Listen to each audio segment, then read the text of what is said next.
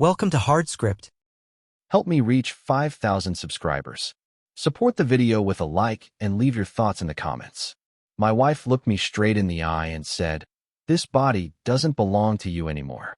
Have fun with your hand." Then she walked away. That sentence ended 12 years of marriage more effectively than any divorce paper could. My name is Michael Grant, 42 years old, project manager for a logistics firm in Austin, Texas. I'm not perfect, but I've always been consistent. I worked hard, paid the bills, and believed stability meant love. Turns out, I was wrong about that last part. Her name is Amber.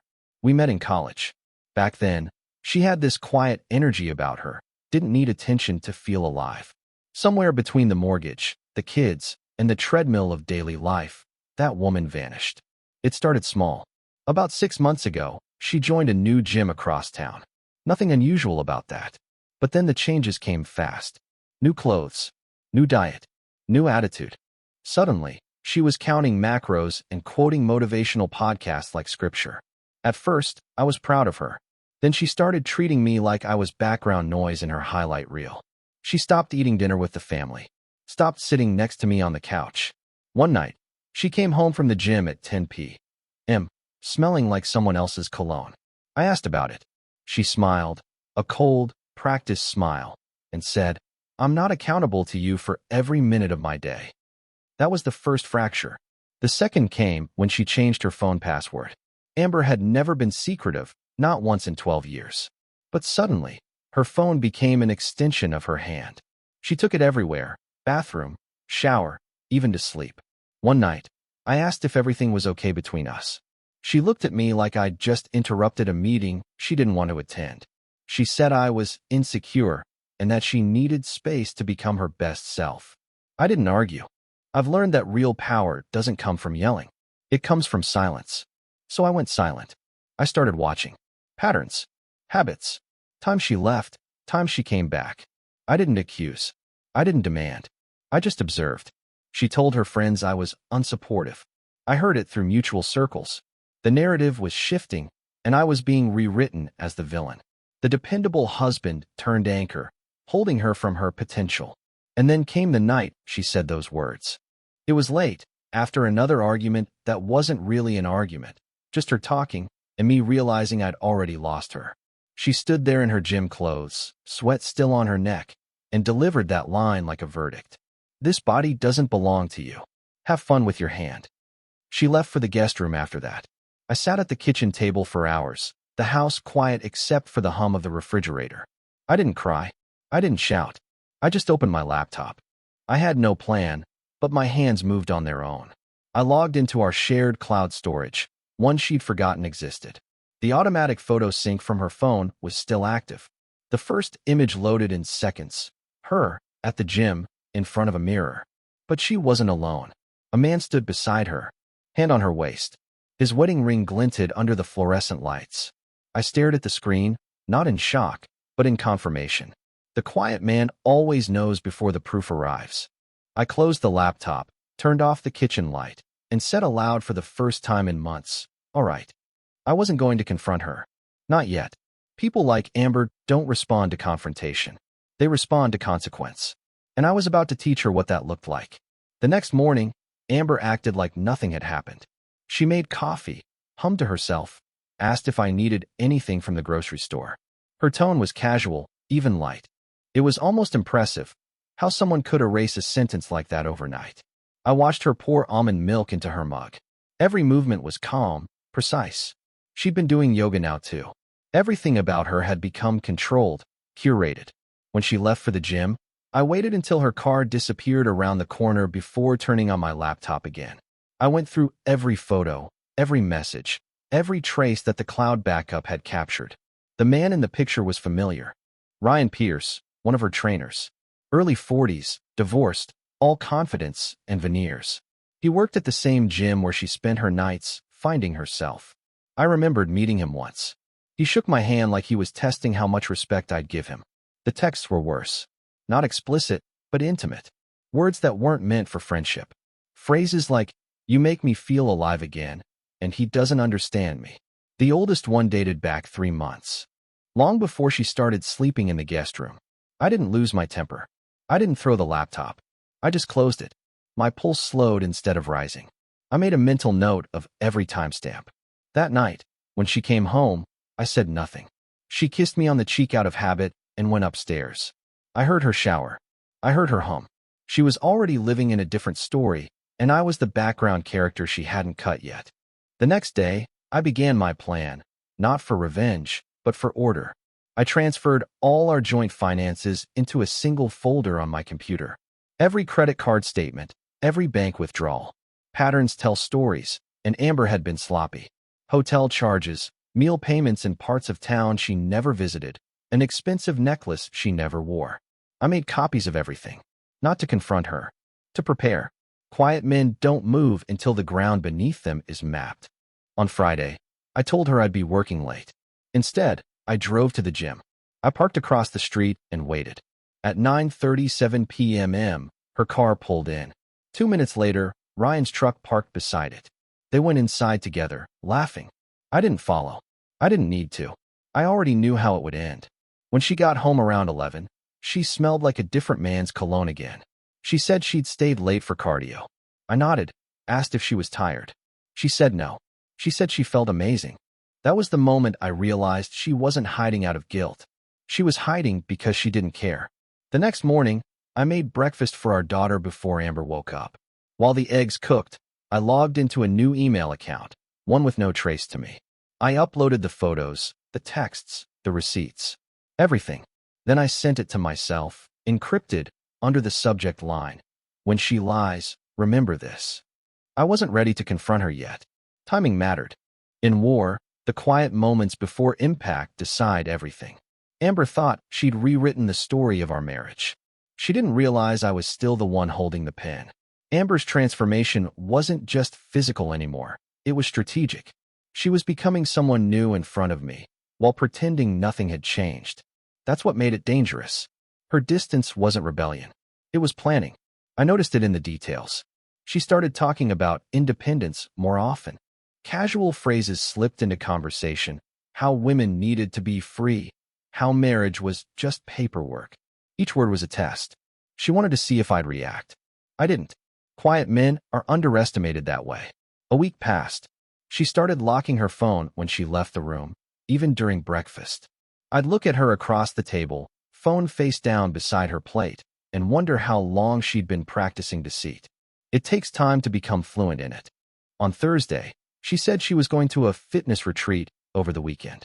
A short drive away, just trainers and clients. She said it like a business trip, calm, rehearsed, efficient. I nodded, wished her a good time. She left Friday morning. At 9 a.m., I followed. I didn't trail her directly. I didn't need to. The hotel charge on our shared account told me exactly where she'd be. The Palisade Resort, 40 miles west. Too expensive for a gym event.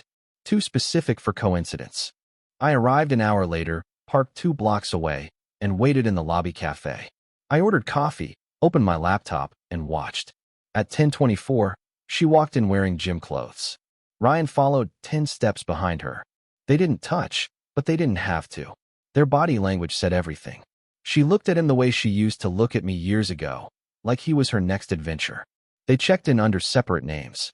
I caught the last name she used on the form, Danvers. Her maiden name. That detail hit harder than the affair itself. She wasn't just cheating. She was erasing me. I didn't confront them. I didn't take photos. I didn't speak to anyone. I just finished my coffee, walked back to the car, and drove home in silence. When I got there, I opened the email folder labeled Evidence. I added one more note at the top, checked in together. Hotel, Palisade Resort. Then I printed copies of everything, photos, messages, receipts, and placed them in a plain brown envelope. I slid it into my desk drawer under the title deed and insurance papers. Saturday night, she called. She said the retreat was amazing, that she was learning so much about self-discipline. I told her I was happy for her. She said she'd be home Sunday afternoon. When she walked through the door the next day, she looked radiant. She smiled at me like we were strangers meeting at a party. Then she hugged our daughter and went upstairs. I stood in the kitchen, watching her reflection in the microwave's dark glass. She moved like someone who believed she was untouchable. That night, While she showered, I opened her gym bag. Inside were receipts, a new perfume, and a room key from the Palisade. Room 217. I placed everything back exactly where I found it. Then I opened my laptop and began searching divorce attorneys in Travis County. Not to file. Not yet.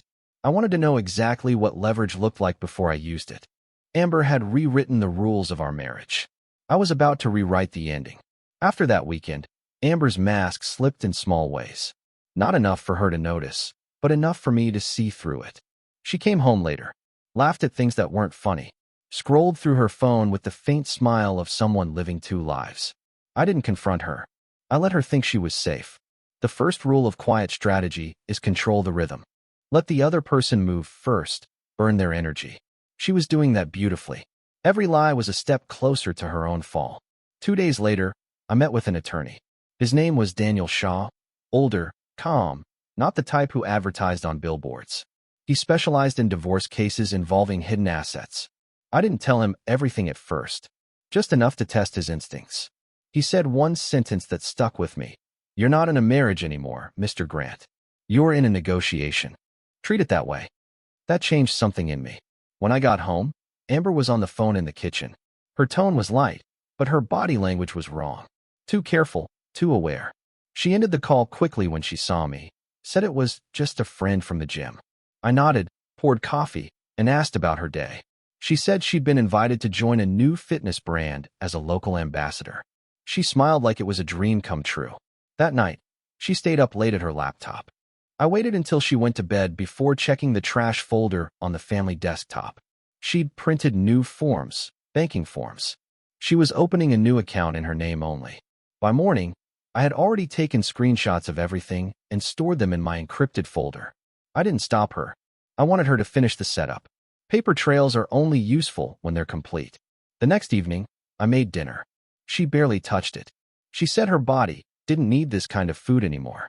Then she went upstairs. I followed a few minutes later, quietly. Through the half-open door, I saw her sitting on the bed in workout clothes, texting. Her reflection in the mirror showed her smiling at something on the screen. I went back downstairs, calm as ever. I poured myself a drink and stared out the window. The house was dark except for the faint glow from our bedroom. I wasn't angry anymore. I was calculating.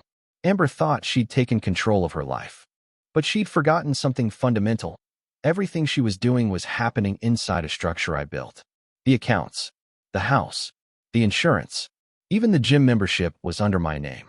That night, I logged in and began shifting things quietly. Bills redirected, access changed, accounts separated. Nothing illegal, just small adjustments. The next morning, she asked why the joint card didn't work when she tried to pay for gas. I told her the bank might have flagged something for security. She didn't question it. I watched her leave for the gym with the same calm precision as always. But as she backed out of the driveway, I noticed something new in her expression through the windshield. Discomfort. The first flicker of uncertainty. She didn't know it yet, but she was no longer rewriting her story. She was stepping into mine. That week, everything started to shift. Not loudly, not dramatically, just enough for Amber to feel it in the background. Small inconveniences. Little things she couldn't trace back to me. The first was the gym membership. When she tried to check in one morning, the system flagged her as inactive. She texted me, frustrated, saying something was wrong with the payment. I told her the bank must have updated the card number, that I'd fix it later. I didn't. The next day, she came home irritated. She said the gym had told her the account was frozen. She blamed bank errors. I just nodded. The truth was simpler. I'd moved every automatic payment to a new account, one in my name only. She could work out wherever she wanted, but she'd have to start paying for it herself. Meanwhile, I kept gathering evidence. Not because I needed more proof of the affair, but because documentation was leverage. People forget that silence isn't weakness, it's a storage phase. One evening, I found something that changed everything. An email she'd left open on the family desktop. It was from Ryan. Short, direct. He'd written, "I've been thinking about us. You deserve better than someone who keeps you in a cage." She'd replied, "He doesn't control me anymore." That word, anymore, hit harder than anything she'd ever said to my face. That night, while she slept, I sat in the dark and looked at her. The woman I'd once trusted with everything had already replaced me in her mind. I wasn't her husband now. I was her obstacle. So I decided to move first. The next morning, I called Daniel Shaw, my attorney. I told him to start drafting the papers, but to delay filing. I wanted every line perfect, every asset protected. I wanted her served only after she'd already lost her footing. While the paperwork was in motion, I stayed calm. I made her breakfast, smiled, asked about her workouts. She relaxed again, thinking the tension had passed. She even started wearing her wedding ring again. That was the moment I knew she felt safe, and that was the moment I knew she'd never see it coming. 3 days later, a friend of hers, someone named Melissa, accidentally forwarded me a text meant for Amber. It said, "I can't believe you're leaving him for a guy from the gym. You're insane." I didn't reply. I didn't need to. That night, Amber came home late. She looked tired, distracted. She said she was reevaluating things. She said maybe we could take a break. I said okay. Her face softened. She expected resistance. She didn't know that agreeing was part of the plan. The next morning, I told her I'd booked her a weekend away to clear her head. Somewhere quiet, no stress. She thanked me, surprised. She said it was thoughtful. I smiled. That afternoon, while she packed, I transferred the house deed into my name alone. She'd signed a transfer months ago for tax reasons. She never read the fine print. When she left that evening, I watched her car fade down the road, a single taillight vanishing into the dark. By the time she reached the highway, her credit cards were already disabled. By the time she reached the resort, the hotel reservation was canceled. By the time she realized what had happened, I'd already filed. The quiet man doesn't shout when he's betrayed. He signs the paperwork and erases her from the system. Amber called me the next morning from the parking lot of a closed hotel. Her voice was sharp, strained. She said the front desk told her there was no reservation under her name. She said her card kept declining. She sounded panicked, but trying not to show it. I told her calmly that there must have been some kind of mix-up. Maybe the bank flagged something again. Maybe the system had a glitch. I said I'd check on it. She didn't know that I already had. She hung up abruptly. I could almost picture her sitting in her car, scrolling through her phone, trying one card after another. The woman who'd spent months talking about independence was realizing how fragile hers actually was. That afternoon, I met with Daniel Shaw again. The paperwork was ready, clean, airtight. He said it was one of the most detailed divorce packages he'd ever drafted. I told him to hold it until Monday morning. I wanted the weekend to settle in first. When I got home, the house felt heavier than usual. The silence wasn't peace anymore, it was pressure. I walked into our bedroom and opened the closet. Her side looked different now. New clothes, tight athletic wear, high-end brands I'd never seen before. All bought with cards tied to our joint account. I boxed them carefully and set them aside. That night, she came home. No gym bag, no smile, no energy. She looked smaller somehow. She asked what happened to her accounts. I told her the bank might have frozen them due to irregular spending. She didn't believe me, but she didn't push it either. She went upstairs, showered, and came down wearing one of my old sweatshirts. She didn't say anything. Neither did I. The next day, she acted differently. More polite, more cautious. She made breakfast, asked if I needed help with errands, even laughed at one of my jokes. It was a performance, but I let her have it. People only perform when they realize their audience has changed. On Sunday night, she said she wanted to talk. We sat at the table, the same place where she'd once told me that her body didn't belong to me. Now, her tone was softer. She said she was confused. She said maybe she'd lost herself. I let her speak until the words ran out. When she finished, I told her I understood. I said we all make choices we can't undo. Then I slid the envelope across the table. Her name on the front in black ink. She froze when she saw it. I told her it wasn't revenge. It was resolution. Her hands trembled slightly as she opened it. The papers inside were perfectly arranged. Petition for divorce, financial disclosures, proof of infidelity. She didn't finish reading. She just whispered that she never thought I'd actually go through with it. I said nothing. She asked if I hated her. I told her no. Hate takes energy, and she'd already taken enough. When she went upstairs, I stayed where I was. The hum of the refrigerator was the only sound in the room. In that silence, I felt something unexpected. Not victory, not relief, but balance. Amber had spent months building a version of herself that didn't need me. So I finally built a version of my life that didn't include her. Monday morning, the papers went out. By the time she woke up, her name wasn't on the house anymore. The accounts were sealed. The story was over. And for the first time since she'd said those words, I realized what she'd really given me: freedom. The morning she was served, the house was silent. I was already gone before the courier arrived. I didn't need to see it happen. I just wanted distance. I went to a small diner on the edge of town, ordered black coffee, and waited for the first message. It came at 9:12 a.m. It was short. "You actually did it." I didn't respond. At 9:17, another one followed. "Can we talk? Please." Still, I said nothing. By 10 a.m., she called. I let it ring until the voicemail picked up. The quiet between us was finally working in my favor. She'd spent months silencing me. Now, she was learning what silence actually sounded like. When I got home that evening, her car was gone. Inside, half her closet was empty. The drawers too. No note, no goodbye, just absence. I walked into the kitchen, poured a drink, and looked at the space where she used to keep her supplements lined up like trophies. Empty now? It should have felt like victory. But it didn't. It felt like vacuum, the kind that follows explosions. A week later, Daniel called. He said her lawyer had reached out. She wanted mediation. She was asking for the house, the car, and half the savings. He laughed when he told me. He said it was a bold move for someone with her record. I told him to give her everything she was legally entitled to. No more, no less. He asked if I wanted to fight for custody of our daughter. I told him yes, but not for revenge. For stability. She needed one parent who wasn't chasing an identity crisis. The next few weeks blurred into meetings, signatures, deadlines. Amber tried to negotiate, tried to shift blame, even cried once in the conference room. She said she didn't mean for it to end like this. Her lawyer kept his head down while she spoke. He'd already seen the evidence file. When it was over, I walked out first. She followed a few steps behind, then stopped me in the hallway. She said she didn't recognize me anymore. I told her that was the point. That night, I came home to a quiet house. My daughter was asleep upstairs. I stood in the doorway of what used to be our bedroom. It looked different now, bigger somehow, lighter. The same walls, but no weight left in them. Later, I opened the drawer where I'd kept the envelope with her photos, messages, and receipts. I took it out, carried it to the backyard, and burned it in the fire pit. The papers curled, blackened, and disappeared. The proof didn't matter anymore. The story was finished. As the last flame faded, I realized something simple.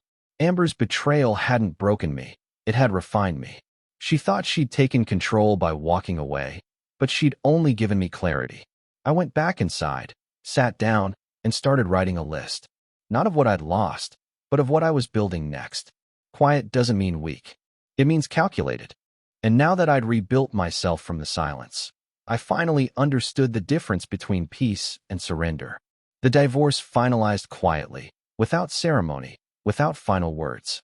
One morning, I was a husband. By evening, I was just a man signing papers in a sterile office. The pen barely made a sound, but it felt like a blade cutting through 12 years of history. Amber didn't show up in person. Her lawyer handled everything. That was fitting. Our last year together had been nothing but proxies. Her phone, her gym, her trainer, her reflection. I was the only one who'd stayed real. The settlement was clean. She took her car, a modest portion of the savings, and the right to visit our daughter on weekends. I kept the house. I didn't ask for more. You can't rebuild peace with stolen bricks. The night after the final signing, she called. Not to argue, just to talk. Her voice was softer than I remembered, stripped of performance. She said she'd moved into an apartment near the gym. She said she was starting fresh. I could hear the emptiness in her tone, the kind that follows freedom that doesn't deliver what it promised. She said she didn't think I'd actually go through with it. I told her that was her mistake, confusing stillness for hesitation. She went quiet, then said she hoped I'd be happy. I didn't say it back. Some things don't need to be mirrored. After that, she faded from my daily life. No more calls, no texts, just the occasional exchange about our daughter's schedule. I focused on work, on small rituals, morning runs, weekend breakfasts, quiet evenings with no one checking their phone under the table. But silence has its own echo. Sometimes, when the house got too still, I'd think about those early years. How she used to lean on my shoulder, how we'd fall asleep mid-conversation. It wasn't nostalgia. It was inventory, proof that what I lost wasn't all bad, but it was gone. One night, months later, I ran into someone at the grocery store. Melissa, the friend who'd sent that accidental text. She looked uncomfortable when she saw me. She said Amber wasn't with Ryan anymore. Apparently, it had ended fast. Something about different goals. I nodded, said I hoped they both found what they were looking for. She hesitated, then said Amber had been asking about me lately, wondering how I was doing. I told her I was fine, and I meant it. When I got home, I found an old photo of us tucked in a drawer. College days. She was laughing, no filters, no armor. For a second, I saw the woman I'd fallen for, the one who existed before everything turned into performance. Then I slid the photo back into the drawer. Some memories are best left unframed. Weeks passed. One evening, Amber showed up at the house unexpectedly. She said she'd been driving by and saw the lights on. She wanted to come in, just to say hello. I let her. She looked around slowly, like she was walking through a version of her life that no longer belonged to her. The furniture was the same, but the energy wasn't. It was calm now, disciplined. She said it felt different. I told her it was. She looked at me then, searching for something familiar, but found nothing. She asked if I'd moved on. I said I had. Not with someone else, but with myself. Her eyes softened, and for the first time, she didn't have a comeback. She just nodded, whispered, "Good for you," and left. As her car disappeared down the street, I realized she wasn't the villain anymore. She was just a woman who wanted to feel alive and mistook destruction for transformation. And I wasn't her victim. I was the man who survived her wake. After that night, Amber didn't come by again, but she texted sometimes. Little things, updates about our daughter, questions about old bills, polite small talk wrapped in nostalgia. Her tone was lighter now, but underneath it, I could sense something else. Regret isn't always loud. Sometimes it hides inside pleasantries. I kept my replies short, respectful, detached. She noticed. Once, she wrote, "You used to talk more." I didn't answer that one. By then, life had settled into a steady rhythm. I'd learned to enjoy the quiet, not the heavy kind that used to fill the house when she'd come home late, but the kind you build yourself. The kind that doesn't need to prove anything. Work was better. I started getting recognition for projects I'd led for years. Without the constant emotional static, I could finally think clearly again. Focus was its own kind of freedom. Our daughter adjusted too.